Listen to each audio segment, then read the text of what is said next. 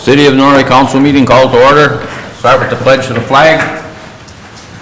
I pledge allegiance to the flag of the United States of America and to the republic for which it stands, one nation, under God, indivisible, with liberty and justice for all. Roll call, Trish. Mrs. Brew, Mr. Kramer, Here. Mr. Menegini, Here. Mr. Oja, Here. Mr. Pop. Here. We need a motion to excuse Mrs. Brew. I'll make a motion to excuse Mrs. Brew. Mr. Kramer, Yes. Mr. Menegini. Yes. Mr. Oja. Yes. Mr. Pop. Yes. Approval of the agenda. Any changes? I'll make a motion, we approve the agenda. Support. Mr. Menegini, Yes. Mr. Oja. Yes. Mr. Pop. Yes. Mr. Kramer. Yes. Approval of the minutes, regular meeting, October 15th, 2018. Any comments, changes?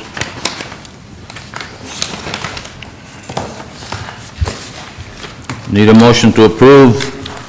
I make a motion to approve regular meeting of October 15, 2018. Support. Mr. Oja. Yes. Mr. Pop. Yes. Mr. Kramer. Yes. Mr. Menegini. Yes. Approval of manifest 2018-21 in the amount of $1,479,947.05. Mr. Pop, any questions? I have nothing for tonight. Mr. Kramer? I have nothing. Mr. Oja? I just have a comment so people know the size of this was due to payment to Lita Strobe for the hydro project. Thank you. And I just have one comment. Oh, too many notes here. I just want the public to know that we put in $67,000 into our MERS retirement system for the city. Just to let you know where some of your money's going. Need approval? A motion to approve? I'll make a motion, we approve manifest 2018-21 in the amount of $1,479,947.05. Support. Mr. Pop. Yes. Mr. Kramer. Yes. Mr. Menegini. Yes. Mr. Oja. Yes. Okay. No public hearing, no appointments and presentations. Communications, approval, special event sign permit, Jake Mangini, Taste of Chocolate. You want to take that, Ray? Yeah, thanks. This is an annual event put on by the museum. It's going to be at the Senior Center this year, November 17th. They want to put out some signs, like Pocket Park and some other areas. It's identified on your report. So they're asking for permission. I'd just like to make a comment that anytime that we can bring people into town, this is good. And it's also the same time as the Holy Spirit, up at Holy Spirit, they have a big craft sale. And that brings a tremendous amount of people in town and they help each other. Well, this has been a good event for the museum for a number of years now.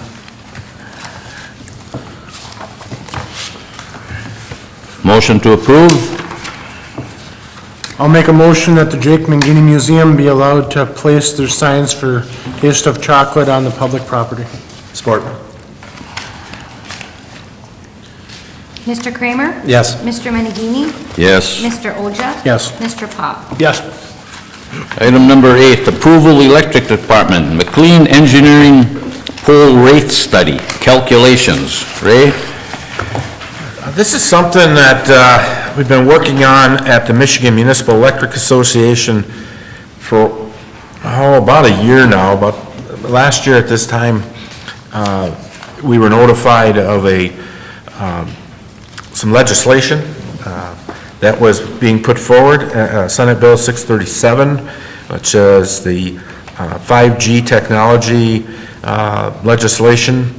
It was actually proposed by AT&T, and we got the original bill dropped into our office down there, and we looked at it and we said, we better engage. And so Senator Mike Knopf, who chairs the Technology Committee in the Senate, invited us into the tent, and we were part of the negotiating team.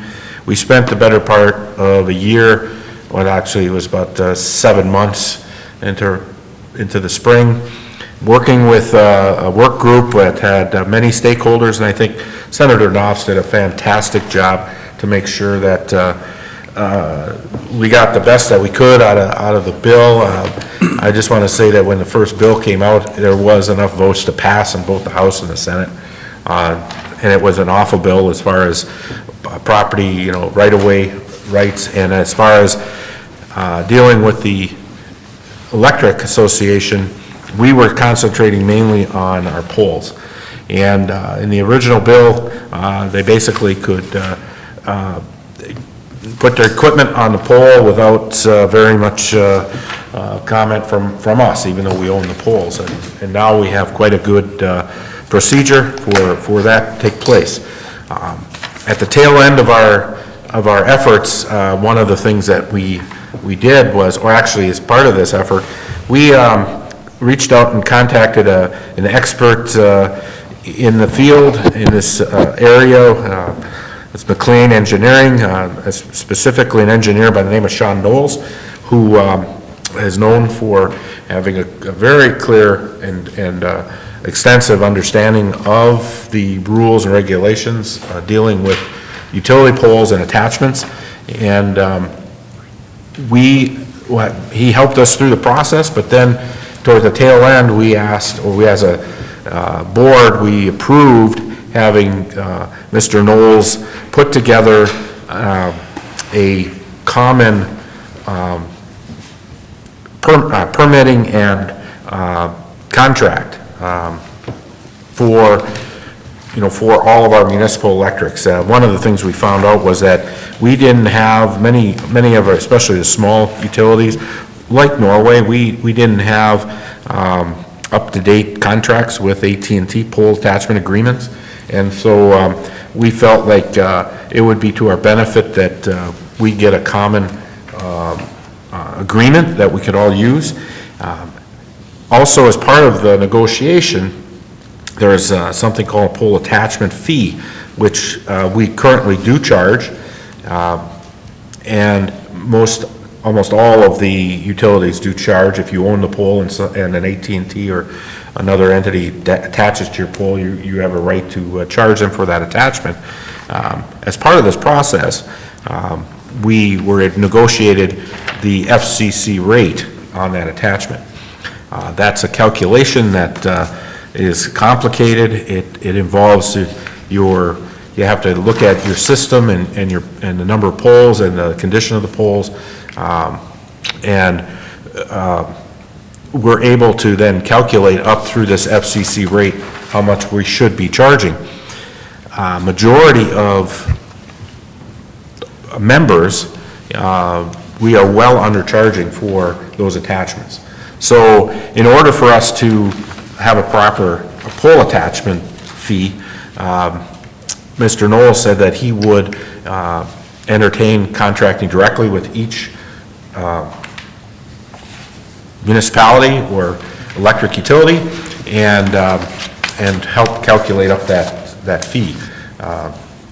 He, again, very familiar with it.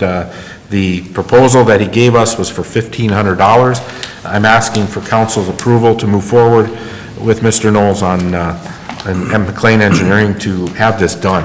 Now, over in Wisconsin, the same effort has to go to the Public Service Commission, and through WPPI, we did ask them to share when they help. They do help some of the utilities. They're not experts in it, but they did help some of the utilities work with folks like Mr. Knowles to go to the Public Service Commission, and some of the rulings were north of $20 per attachment. We're at $8.50. We're not that far off from some of those same entities. So I think that we stand a good chance of having a return on this $1,500 by moving forward, and it'll establish the proper rate for us to go and address AT&T. We have AT&T and Merritt, and there's a couple that are on our poles. So I'm asking for council consideration to approve moving forward for this $1,500. Do we have an idea as to how many poles, Ray? We have 2,200. 2,200 poles? Yeah. How long would the process take? 2 weeks, once he gets all the information. So, I've talked with Empower, you know, we have our asset management through the Empower and our asset management program, and they think that they're gonna help us, they're gonna assist us in extracting that information.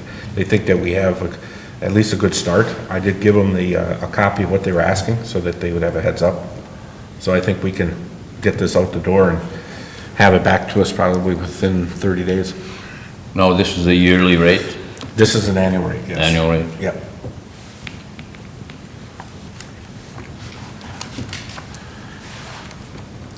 I don't suppose we could just go on our own and bump the rate up, can we? Well, you have to have justification. You know, if they come back, you have to have justification. So if you go over that FCC rate, you know, you'd be in trouble, and then we don't want to charge under the FCC rate.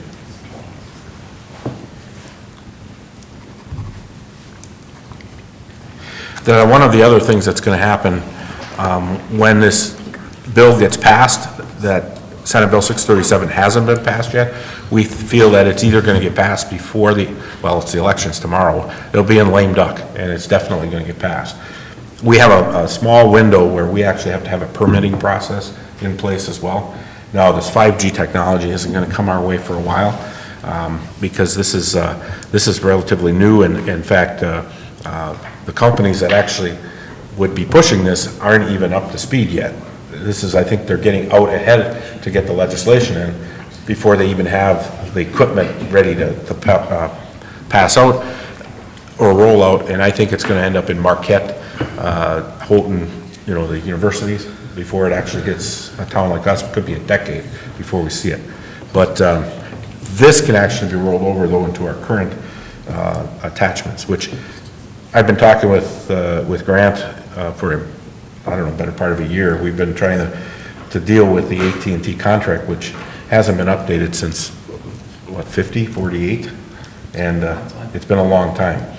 And they haven't been as aggressive in getting back to us on it. They sent us their agreement. We didn't want that. So I think this, not only are we going to have a decent agreement for them to review, but we're also going to have the proper pole attachment number. And because they pushed this bill in the first place, they have very limited ability to argue.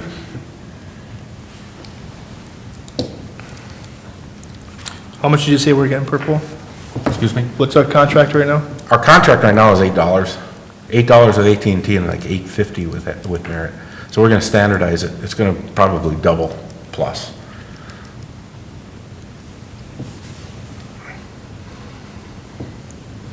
And you said we had 2,700 poles? Yeah, I think that Give or was, take a few. yeah, I think that was around the number. But now, are they on all that? For most of them, Most of them. AT&T is.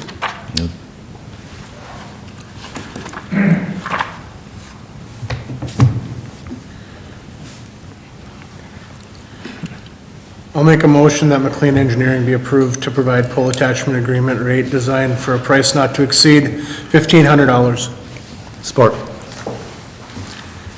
Mr. Menegini? Yes. Mr. Olja? Yes. Mr. Pop? Yes. Mr. Kramer? Yes. Next item, approval of the USDA RD wastewater treatment plant project equipment purchase 3/4 ton pickup truck with plow. Ray? Okay, we've been talking about this for a month now. We went out to advertise.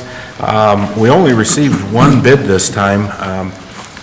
What I heard was that because it's the timing of the year, it's between the 18s and 19s, that there was some uncertainty, and we got one back from ERA, and we're pleased that ERA put in. I think they're, they know that they wanted to to do business. We want to do business in town, and we've been struggling because of the GM and what GM does to them. Not as aggressive as maybe the Ford and the Dodge, but Arrow was the only one that put in for this particular truck plow combo. So it's $37,833.98. Is RD going to have any issue with it being an 18, not a 19? No, they won't have any issue. In fact, we'll get a 19. Oh, because Air's bid was for an 18. Yeah, but by the time we get this out, probably it's going to be built, so it'll come in as a 19.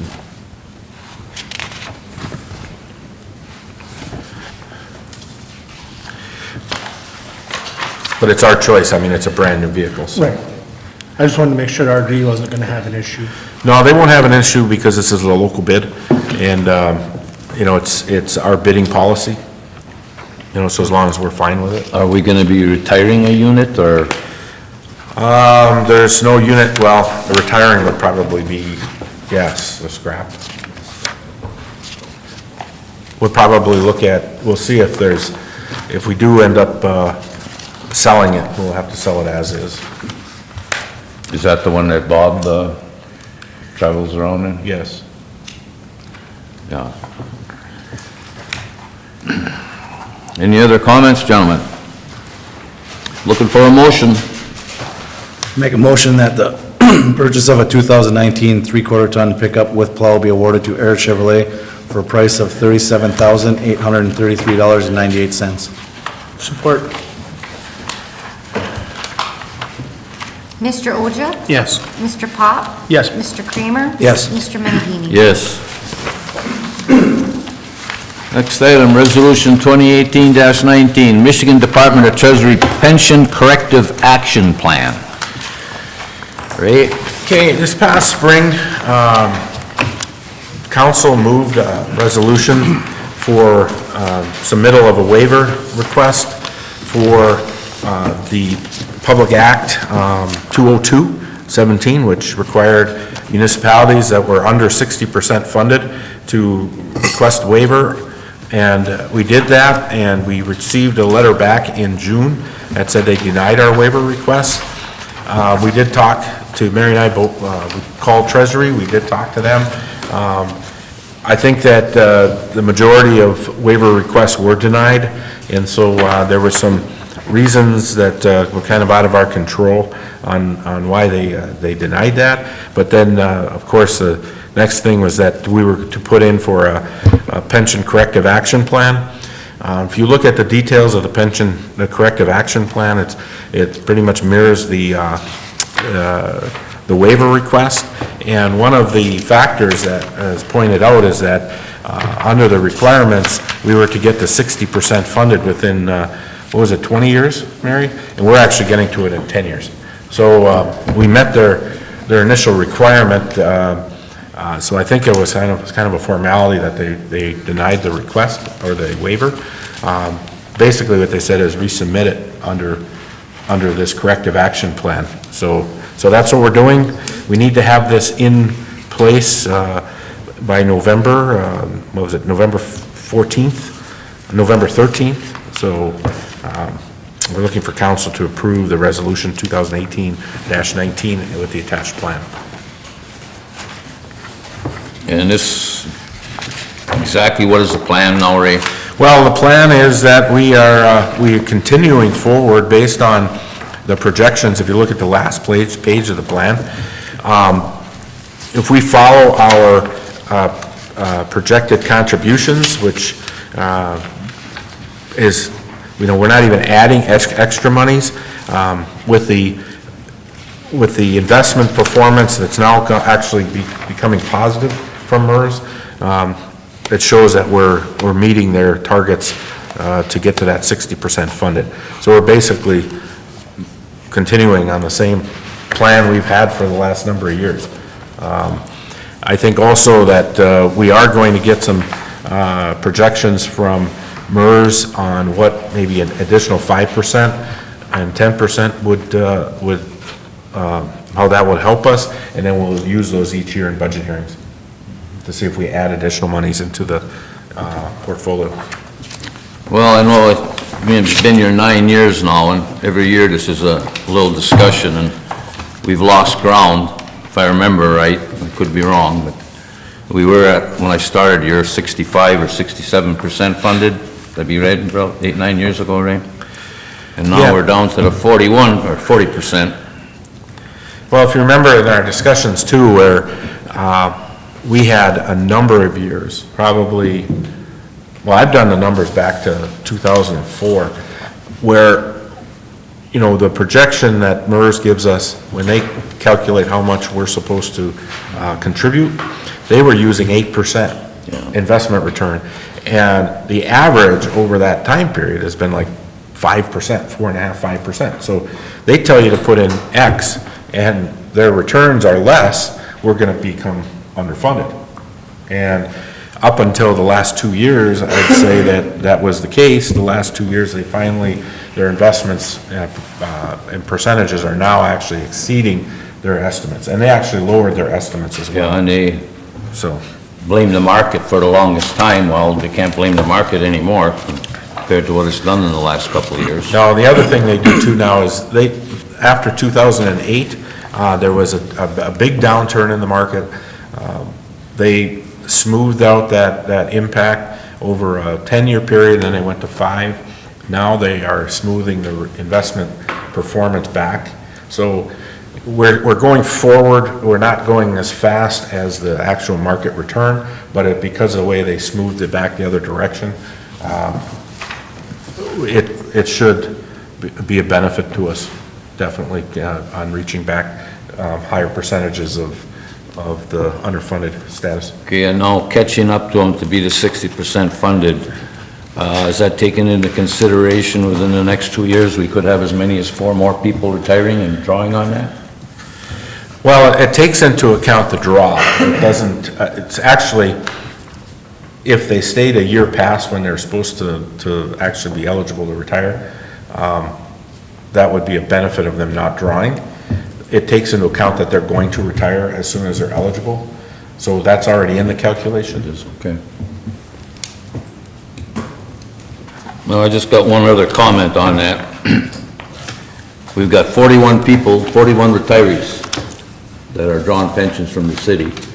And between the employees themselves who are putting in their 8% and what we've put in this past month, it's give or take a couple dollars, around 75,000 that we've put into the MERS. And we're paying out 105 a month. So hopefully we'll start making up on that. That's all I have on that. Looking for a motion? I'll make a motion, resolution 2018-19 be approved. Support. Mr. Pop? Yes. Mr. Kramer?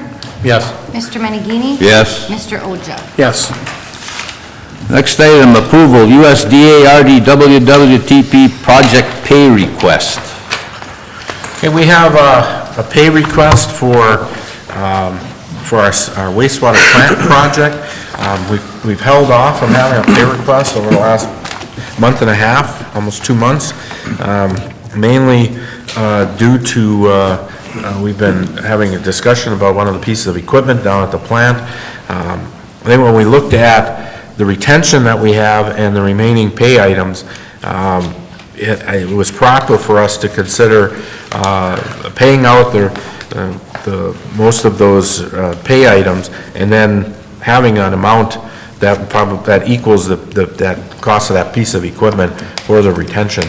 That's about $150,000. Actually, it's $140,000. So we had this pay request put together for council for consideration, and this would pay off the subs that really have nothing to do with what we're dealing with here on the final stages of the project. So the pay request that we have in front of us is for $98,786.31. And that'll clean it up except for that Yep. 141. Yes. I make a motion that the city of Norway City Council approves the invoices for the WWTP project pay request in the amount of $98,786.31. Support. Mr. Kramer? Yes. Mr. Menegini? Yes. Mr. Oja? Yes. Mr. Pop? Yes. Next item, USDA-RD water project pay request. Great. Okay, this pay request, this is the final action that needs to be done for the water project. In this particular action, what we're doing, we finalized the project in the last pay request. We have excess amounts in our, remaining in our bond. And so what we're doing is we're taking $159,455.70, and we're gonna split off, we have actually two bond issues on this project. If you remember, we went back and after we secured the first bond, there was an opportunity to make an increase. We had a request for an increase. That actually is a second bond issue. If you see that, we have a 2016 A and B. Because the amount that's remaining is greater than the $72,000 in the 2016 B issue, we're going to actually pay that bond issue off. There's a bit of interest on that, $455.70. And then we have the principal payment that we're going to make at $87,000. So that meets the total of $159,455.70. That's the final administrative action for that project.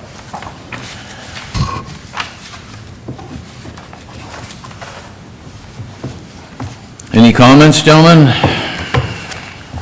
Looking for a motion. I'll make a motion that the Norway City Council approve the final summary of payments for the water project, total $159,455.70, with $72,000 to pay off bond issue 2016B, $87,000 as extra principal payment on bond issue 2016A, and $455.70 as interest payment on 11/16. Support. Mr. Menegini? Yes. Mr. Oja? Yes. Mr. Pop? Yes. Mr. Kramer? Yes. Okay, last item. Sturgeon Falls Hydro Runner Replacement Contract, Leader Stroll. Change order number 7, but on the bottom it says change order number 6. Which is it? Number 7, I believe? Number 7. Okay.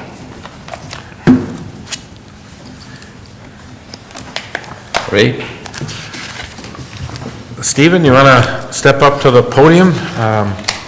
This is Stephen Devencourt. He's the project manager from Leaderstro. And last week, he got to our attention that we had another situation that we're having to deal with in aligning up the turbines, where our generator and our turbine equipment is not in proper alignment.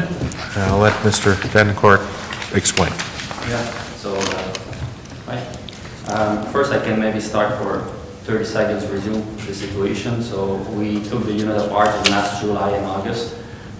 We manufactured the new runners for unit number 2 in our shop in Slovenia.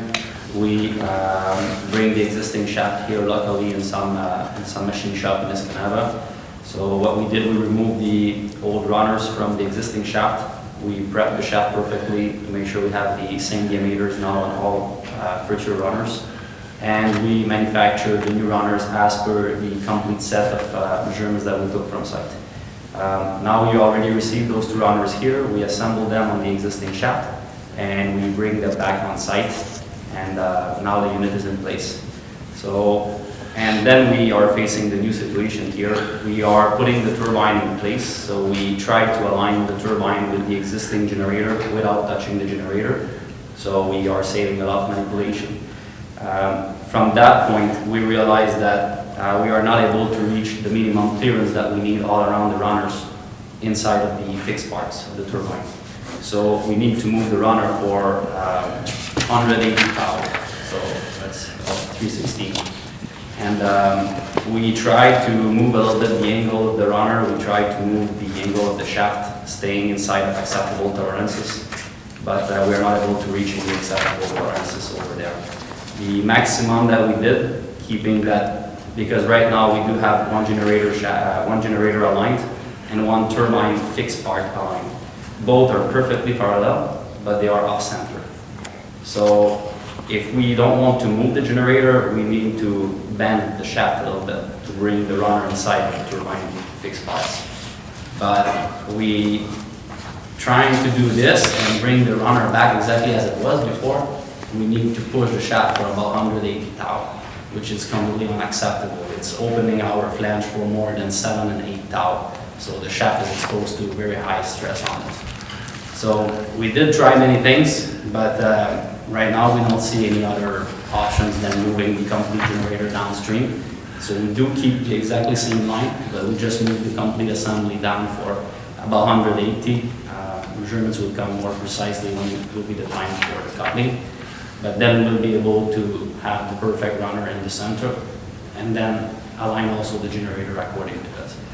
So that's the situation we are facing right now. There are a lot of potential saving, but also a lot of potential surprise. So that's why we brought that extra work that should be done under custom material. So the thing is that we don't know exactly how it will go to move the generator. It's normally not a big deal, but here the clearance between the rod and the stator are very, very tight, tighter than usual. And we already made some quick check over there to see how much we could move the generator easily without doing any modification, just pushing on one side to the other and tied it back. And it looks like the generator is touching all the bolts. So the bolts are keeping the generator parts on the fixed sole plates, which is embedded right now. And the generator already being moved. So normally you try to keep the generator centered with the bolts. So once everything is almost finished, you're able to play a little bit 1 millimeter on one side or 1 millimeter on the other side, which is 40 thou, sorry. And, but here the generator is already moved and already shouldered on the bolts.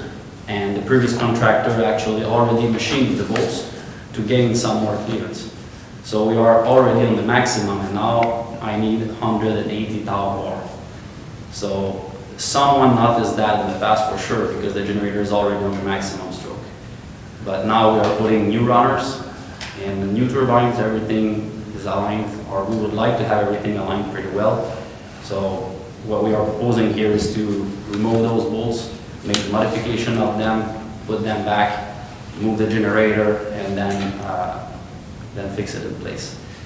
The other thing that we don't know is once we're going to move the generator downstream, we don't know if the generator will slide up to slide down or stay exactly as it is.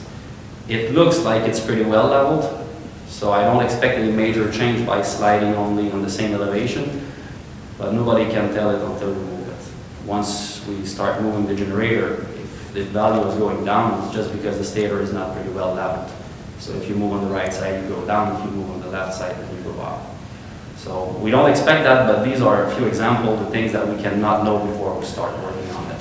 So that's why we wrote the approach that we should do it as time and material, so you guys pay for the hours that we spend on it. I think that is the situation. Could you really hook it up right now, the way it is, and just leave that little torque in it, or No. it can't be done? If I do this, because I tried it, I will have 40 thou clearance on one side and then 350 on the other one. So in case of emergency shutdown or like the worst case scenario in the turbine, you could easily have mechanical contact inside. Or also hydraulically it could be unbalanced because you will have much bigger clearance on one side or the other. I guess the previous contractor, what they did is they just decide, let's push the bearing. So then the runner will be in perfect center. And that is right, but then your shaft is doing a perfect banana like this. And every rotation that your shaft will do, the shaft will do like this, actually. Which is really, really bad. And when I noticed those readings, and I mentioned that in the last meeting, I did order a magnetic particle inspection on the shaft because I was afraid that maybe the coupling would have been under excessive stress. And I was wondering if maybe some cracks already appeared or something. So we ordered that test on site, and it was performed last week, actually, on last Thursday, and the result is good. So the shaft is still good, but no, we don't want to push the bearing to make our shaft banana. But if we just couple like right now with perfect alignment, then our runner will be completely off center in the turbine. but not off center for 30 or 40,000, like 150,000, which is almost the clearance that you should have on each side. Now you will be almost zero and then 300 on the other one. So we don't see any other options, especially now that you guys have new runners on turbine rebuild. We really suggest to move the generator and just align everything properly. Ray, how long has that generator been there? Well, the generator's been in place from its original. Unit 2, I don't know when the last time it was actually moved. The last time we had a project on Unit 1, they actually moved the generator. So I don't know if they recognized they had an issue in Unit 1 and moved it, and Unit 2, it might have been, like he said, it was right at the end, they couldn't move it, so they left it. So we're hoping that when we get into Unit 1, that movement was actually made. Yeah, if we could move the generator without modifying anything, that won't be a big thing. I mean, we need about 2-3 days here because there are like 4 shafts in Unit 1, so maybe like 3 or 4 days maximum. But that is not a big deal. It's just a question of time, but we know we can do it. But here on Unit 2, we just removed the bolts, and we noticed that they already shrink the bolts.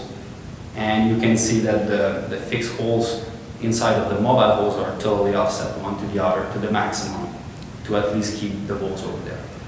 So we discussed that point early last week, I think it was Wednesday. And so from there, we already made our research. We already moved forward on a few things, and we discovered some positive results actually. So the bolts that they are installed are clearly overkill. So I asked my engineers to make the calculation to see what would be the minimum diameters that we could reduce them without that we need to engineers new design of the bolts with new materials and then manufacture them. And apparently these bolts were completely overkill, so we can reduce them for about half of the diameter without any problem.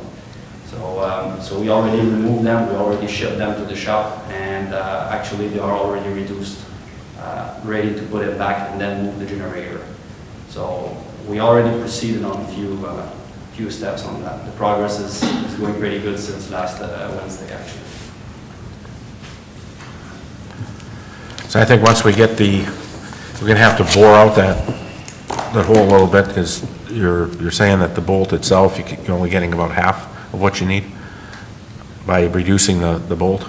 Yeah, by reducing the bolt diameter, actually, we are getting more than what we need. Oh, more than what you, so you don't have to mess with the hole? No, exactly. Oh, that's really So we good. don't need to move, Yeah. don't need to play with the hole anymore. That's really good.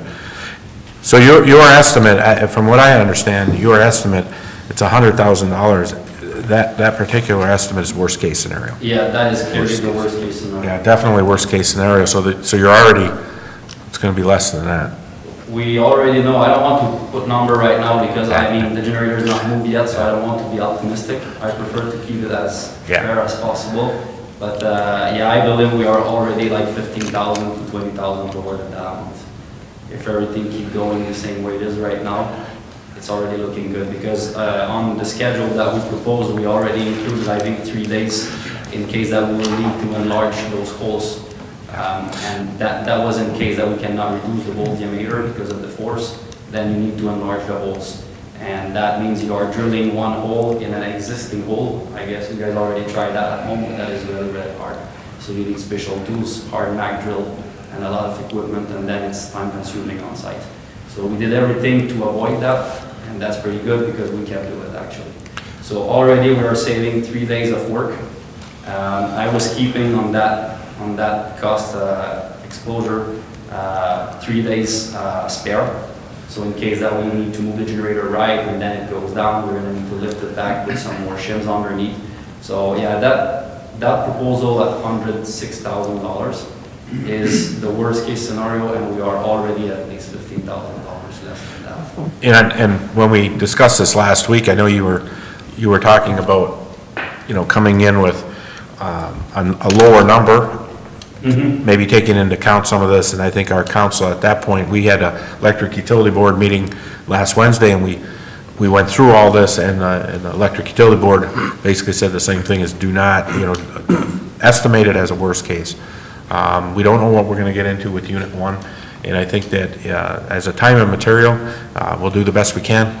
Hopefully have, you know, not use, like you said, $15,000, $20,000, $30,000. And it might be something that we'll need for Unit 1, you know, when we get, we might be in the same boat. But I think when we get to Unit 1, we'll know a little farther ahead, because we'll kind of have this idea and check it out right away. Absolutely. But you got, you know, four turbines on one versus the 2 on 2, so it's even more critical. The positive thing on Unit 1 is that now we know that those bolts are all overkill. So even if we are limited on Unit 1, we won't have the approach to say, okay, in case that we need to enlarge the hole. Now we know that we have a lot of room that we can do with those bolts. So Unit 1 cannot be worse. It could be maybe the same because we are talking about, I think, 5 shafts altogether, so it's quite a snake to align. But Unit 2 is quite basic. Well, and with the rotating equipment, I mean, you don't want to have wobble, you don't want to, you know, you need to do this thing right, you know. Because I know that the rudder works right now, but if we are trying to play like this with the shaft, making this banana thing, I saw that on some other project, but once the shaft broke up, then it cost you again new runners and then a new shaft and everything which has been damaged by the same thing. So I don't believe you guys want to go there, and clearly myself and my company doesn't want to go there. I mean, the alignment of the turbine is the heart of the unit. If the unit can rotate good, all the rest would be good. The efficiency, the power, the vibrations, the lifetime of the components, so I think this is really, really important. Well, I don't think anybody wants to spend the money, but it's something that we have to do. Ray, does this put us about 10% above the original budget? Well, if you approve this change order, you're 7.1%. Worst case scenario on this, Yeah, that pretty much worst case, 7%. 7% it would be? Yeah, this would make it 7%. Would make it 7%, And okay. about $220,000. Yeah, 219, yeah, 220. Maybe if I can add on that, just for your information, we already reassembled about a third or maybe half of the turbine right now. So the turbine was centered because we didn't see any other options that we won't realign the unit, so we already moved forward in that direction. So we put the runner in the perfect center as it should be as a new project, and then we'll align the generator based on this new center. And we already closed half of the turbine. So right now, the risk to have any other surprise on Unit 2 is very, very, very low. You know, one of the other parts of our conversation is that if we don't have the alignment, like the center alignment, you know, we spent a lot of time early on in the contract negotiation talking about the efficiency and meeting the certain efficiency numbers. And, you know, with this kind of rotating equipment, again, you know, that dynamic between the water flow and that alignment is critical. And so, you know, we're asking them to maximize efficiency, and then we should put it in as best position as possible in the alignments, you know, to get that. And it's only going to help us down the road. Could this been an issue in the previous runners? If we could have what's If it was this misalignment, could this have been an issue in the previous runners that were in there? to be honest, I don't see a relation between the, let's say, banana shape of the shaft and the runner, which was collapsed. Like, I think 6 blades were cracked on Unit 2. So I don't see a perfect relation, except if there were some frequency issue or vibration things. But no, I don't see direct impact. I was more afraid about, of course, the efficiency of the turbine and I forgot what I wanted to say. I'm more concerned about the efficiency and the hydraulic unbalance than on the damage of the runner. I think, you know, in one of the conversations we had last week, though, Stephen, I seem to remember the banana on the shaft, maybe the vibration on the shaft, could have maybe negatively affected the alignment of the runner over time. That it might have caused that alignment to change a little bit. Is that fair or not fair? Or maybe I misheard you. If the alignment was not properly done before, it could affect the alignment that we have right now. I'm not sure if I get what you mean. I thought maybe that because of the shaft not being completely in the best rotational situation, that the alignment of the runner with that vibration could possibly shift. Yeah, maybe it could, but on that point, it's more like, who believe what? I don't think that caused the damage Yeah, because I that don't think, was, like, right now, if I would Yeah. just do as they did before, and I would push the bearing and say, okay, let's do it like this, but then I'm not responsible of. I don't believe my runner will crack. yeah. I do believe that your frequency will be lower, and I certainly don't want to hear about that shaft in 5 years more. That would be more my concern than my blades cracked. Because when we took the old unit apart, we noticed that they were first the initial runner design, then someone welds additional plates on several blades, and apparently they weld additional plates on the runner blade because these were cracking about like after 2 or 3 years of operation. So yes, they weld those plates, but then the crack just moved on the other way, and that makes sense to me because when you try to be more rigid on one place, then you just failed somewhere else. So I believe the problem was not just the alignment or anything like this, but clearly something in the design or manufacturing of the runner were wrong.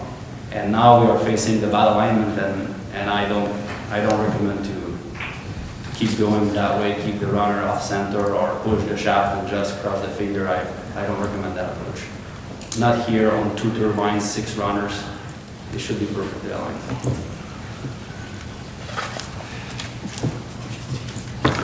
Any more comments, questions? Looking for a motion.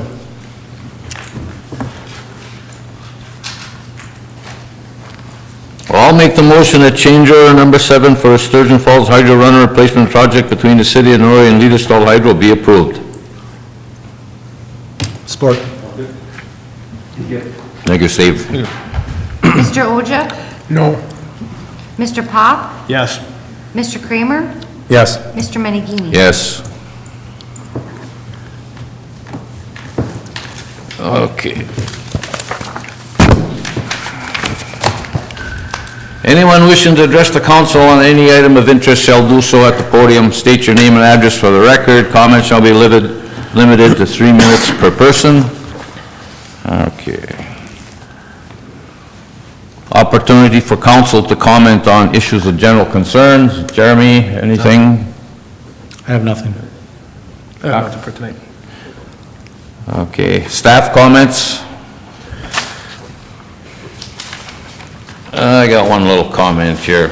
I'd just like to tell everybody to vote tomorrow. By the time they get this, they'll have already voted, but I'd like to wish good luck to Mr. Carlson on the election tomorrow.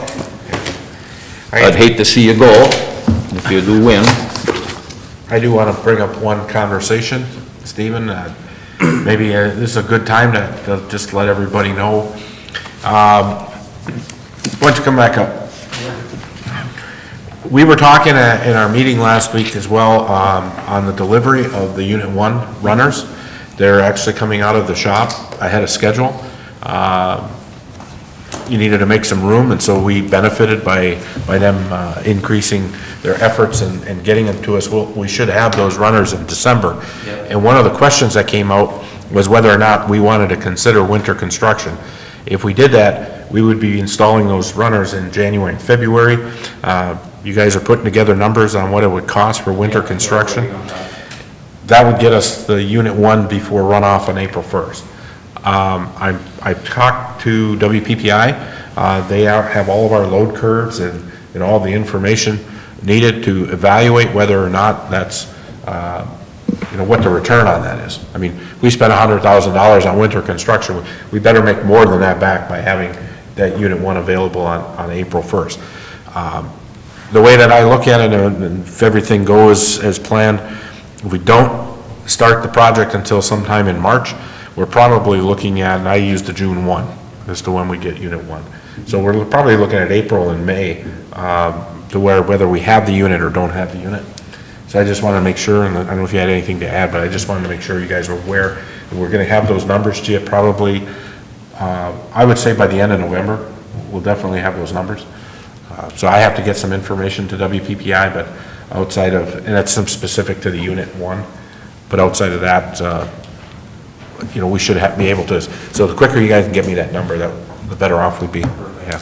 No, I believe that is the good approach, at least to compare. As we discussed, there are clearly some major impact working in the winter or not, especially on time schedule. We will probably lose about two weeks more just because of additional manipulation. So every time you need to use one chain falls coming from the structure overhead, then you will need to open some roof, remove the tarps, remove the floor, then use the chain falls, put it back. So it's gonna have some impact on the schedule, but also on the cost for heating and a little bit more time. But yeah, I mean, we're gonna prepare some amount for you, and then you can compare based on what you're gonna lose for production or win as a production, and then see what is the best option. As we said, the runner will be ready for us because we need to clear the shop before January. But if the calculation is saying that there is no gain to do, we are gonna wait until March or April, and we will proceed in April. Anyway, the runners will be shipped, delivered on site, sitting on the floor, and they will be waiting. So I think that is a good approach. So we will give you a number on that in the next week or maybe two. Thank you. Yeah. Any other comments? Trish, Mary? Motion to adjourn. Good luck tomorrow, Grant. I'll make a motion to adjourn. Support. Mr. Kramer? Yes. Mr. Menegini? Yes. Mr. Oja? Mr. Paul? Yes. What's my daily rate for this?